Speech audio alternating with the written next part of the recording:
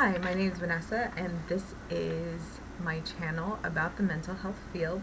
Now, I have the big old DSM-5 today, and I thought that I would go over the criteria for persistent depressive disorder or dysthymia. Not a lot of people know about this one, and I hope that in kind of raising awareness that maybe it helps with someone. All right. So I think one of the most interesting aspects of this one is a couple of things.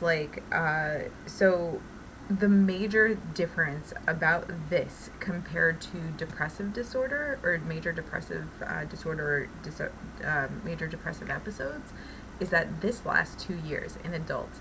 And in children, it can be diagnosed after 1 year of depression or mood, like irritable mood. So that's a whole thing. And unfortunately, and like, I don't know, I have some humor about this, but unfortunately, people can still have major depressive episodes while they have persistent depressive disorder. So they can feel like crap and really just feel like crap, and then they can have more days of feeling like crap, which it's absolutely terrible. And I have a feeling that a couple of probably my viewers are like, seriously, I can feel like crap all day, and then I can still have a major depressive episode. Yeah, it's terrible. The brain, it's just sometimes it's not a great place to live. Anyway, so here are some of the criteria. One of the factors in this is that in childhood there might be a parental loss or separation. I also think that so there's this other part that says that it is part temperament, but it's like usual factors that predict really crappy long-term outcomes. So even the like prognosis for something like this, I mean, obviously isn't great. That's why it's its own separate thing and has its own category. Now, I've worked with a couple of people who I have worked with so long that I've been like, if you've had depression this entire time and you've been on depression medication for the last, let's say, 10 years, like, maybe it's not depressive disorder anymore. Maybe it's not major depressive disorder anymore. Maybe it's dysthymia. So, this includes, like with the temperament stuff, it includes higher levels of neuroticism, greater symptom severity, poor global functioning, and presence of anxiety disorders or conduct disorders. They also say that this might be in conjunction with personality disorders and substance use disorders. In the couple of people I've seen who have this, like, I've seen traces of personality disorder stuff, but I haven't really seen any substance use. That could be just the area, it could be these couple of clients. It's you can never really tell. Like, this is just kind of the average and what they're trying to kind of convey. And there's a lot to this, but for the most part, the thing that distinguishes this from major depressive disorder is that it is for at least 2 years. All right. So criteria A, depressed mood for most of the day, as indicated by personal account or observation for at least 2 years, except in children, where it's 1 year.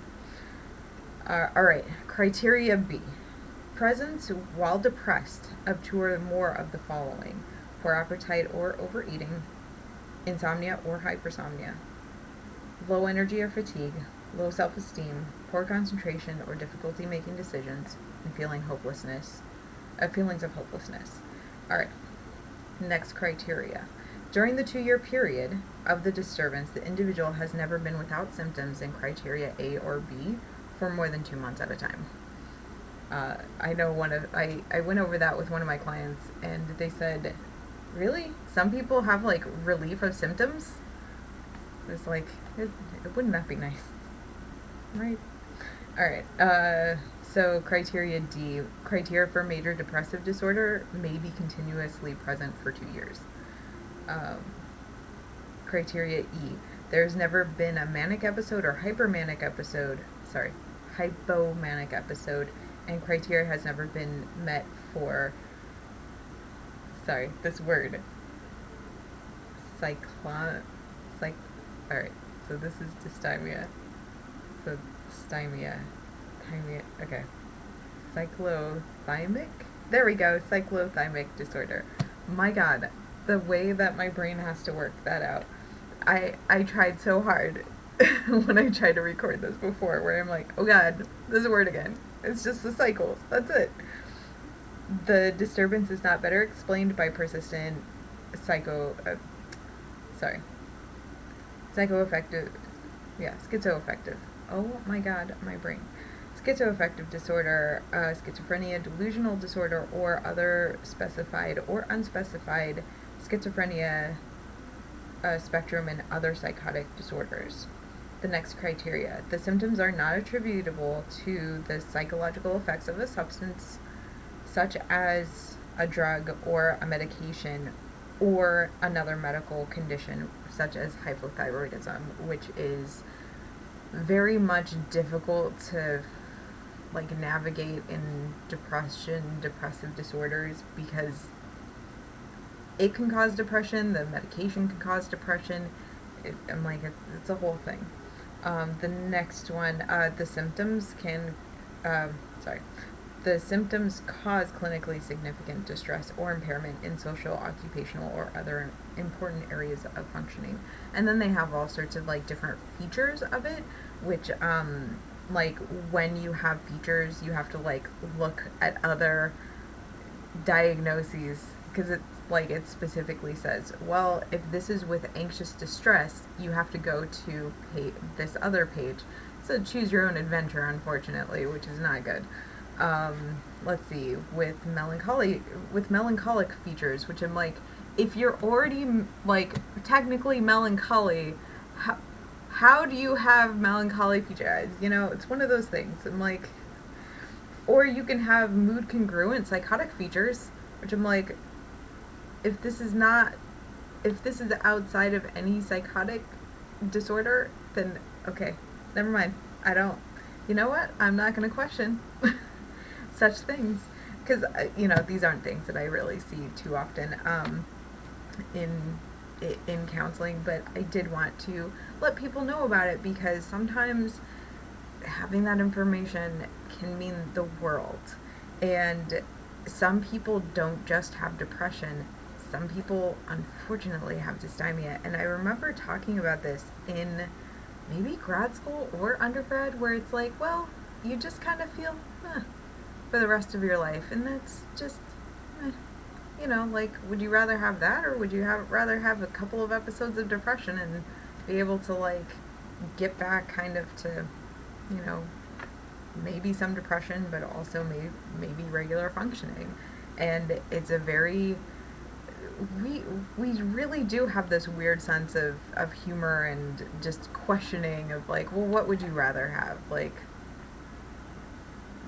and I'm like, I don't know about that. This is just definitely one of those things that, especially with the poor outcomes, like, it's not, like, the prognosis is well, you'll probably feel, and you might not be able to function. Yeah, it's a very difficult, I think, diagnosis, and not something that I would ever take lightly with anyone, but I know with some of my clients, it's kind of like, but you're already experiencing this, so like it's just the clarification of what this specific thing is, and no other real difference with treatment or whatnot, like medications, see a therapist, maybe have like a group therapy thing if that's something that would help with, social aspects or learning skills and all of that stuff, getting out, getting less isolated. Anyway, I hope that was helpful for you, and I will talk with you guys soon. All right, thanks.